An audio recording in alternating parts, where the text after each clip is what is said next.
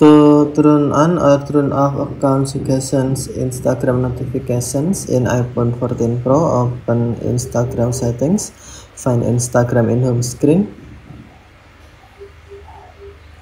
and then tap Instagram. Next, tap account icon, and then tap more icon or three line icon. Select settings, and then tap notifications, tap following and followers,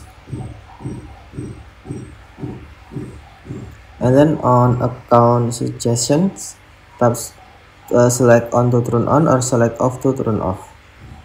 Select on to turn on or select on to turn off. Okay, thank you for watching. Have a nice day.